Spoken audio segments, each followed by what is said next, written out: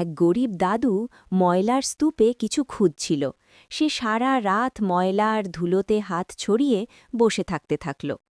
হঠাৎ সে একটা বড় সোনার আংটি পেল। আংটিটা হাতে নিয়েই দাদু অবাক হয়ে দেখল আংটিতে যেন জাদুর আলো ঝলমল করছে। চারপাশে হালকা সোনালি আলো ছড়িয়ে পড়ল। দাদু ভাবল, আমার একটা ঘর চাই। আর সাথে সাথে তার সামনে একটা সুন্দর ঘর তৈরি হয়ে গেল। দাদু আনন্দে চমকে উঠল। দূরে এক লোভী লোক সবকিছু দেখে ফেলল। তার মনে লোভ জাগল, এই আংটি থাকলে আমিও ধনী হতে পারতাম। রাত হলে দাদু ঘুমাতে গেল, আর সেই লোক চুপি চুপি এসে আংটিটি চুরি করে নিল।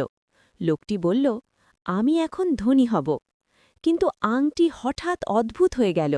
জাদুর শক্তি অস্থির হয়ে উঠল।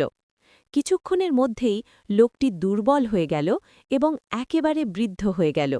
ভয়ে কাঁপতে কাঁপতে সে দাদুর কাছে ফিরে এলো এবং আংটিটি ফিরিয়ে দিল।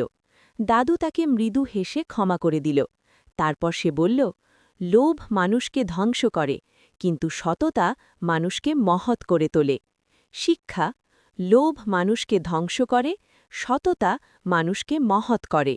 যদি গল্পটা ভালো লাগে, সবাই লাইক আর সাবস্ক্রাইব করো।